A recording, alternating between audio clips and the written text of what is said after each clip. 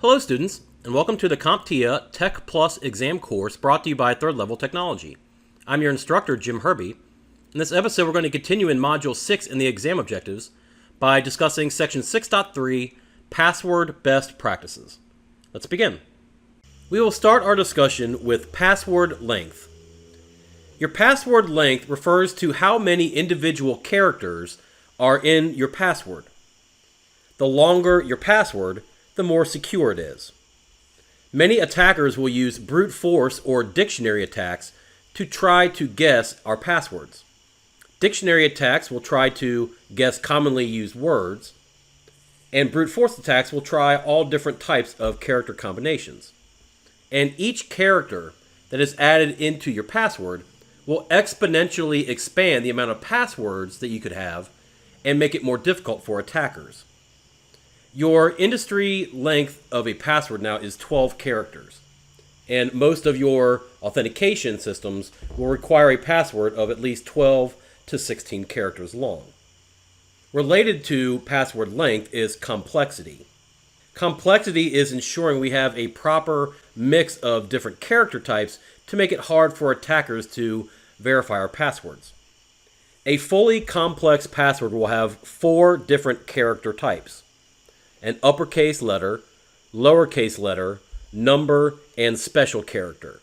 Special characters include your function keys, exclamation points, punctuation marks, etc. And a fully complex password will have at least one of all of those 4 different character types contained within. We want to avoid any predictable patterns in our passwords, so avoid using the same letter or number or sequence, and avoid using any common phrases like I love you, hello world, or other commonly used words like karate or football as your password. Another best practice is keeping a password history. Your password history are all of the individual password credentials that a user has used over time on our network. And we want to ensure that users do not go and reuse an old password. Attackers may gain old credentials in an attack and sit on those credentials hoping that a user may go back to a deprecated password. So a password history will allow us to prevent password reuse across different sites and when we have to reset our user passwords. Password expiration is creating a forced timetable when network users must change their password. This helps to limit the amount of time that a compromised password can be valid for an attacker.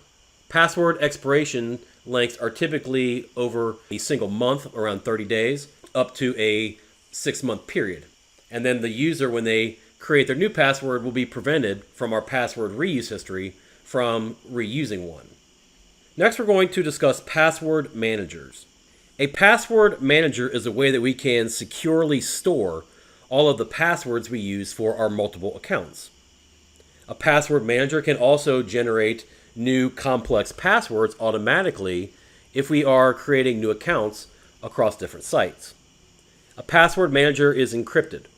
This will prevent an attacker from gaining access to compromised accounts because it will not have the appropriate decryption key. A password manager should come from a verifiable source. You want only trusted vendors or manufacturers to be the issuers of our password managers.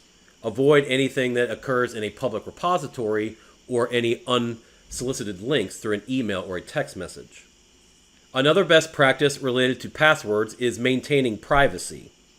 We should never share our passwords. Not with staff, coworkers, family members. Your passwords should remain unique to you. We never should write down our passwords in insecure locations. So this means don't write your password on Post-it notes or any other documents that may be available to people walking by your desk. We also need to avoid sending our passwords in any type of messages. We never share our passwords in email, instant messaging, text messaging. Often those communications will be insecure and lack encryption. Another best practice for passwords is having a formal reset process. Often a user can become locked out of their account because they forget their password. This is common human error. We should have a standard process for users to reset their password when they have lost or forgotten it. We can allow our system to send a link through email or text message to a user to allow for them to reset their password to a new one. We can also create security questions that should be unique to the user. This prevents attackers from gaining full access if they are able to somehow compromise the reset process. We may need to use manual resets if a user has had a specific type of security breach or data loss. Another best practice for passwords is changing default credentials. When we purchase a new device or license a new software application, we will get a default username and passwords.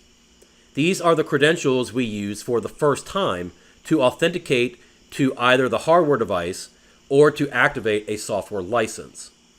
Once we have authenticated initially to the hardware or the software license, we should change our username and password to something that is unique and complex to us. The username should be unique to our own knowledge and identity, and our password should have appropriate length, 12 characters minimum, and complexity, upper and lowercase letter, number, and special character. And lastly, we will discuss enabling passwords. Enabling passwords is allowing devices and multiple accounts to share password authentication across systems. We should only enable passwords when using encryption for our communications. This includes HTTPS for our web traffic and ensuring the use of WPA2 or 3 if connected to a wireless network. Enabling passwords can be configured in our BIOS and UEFI settings.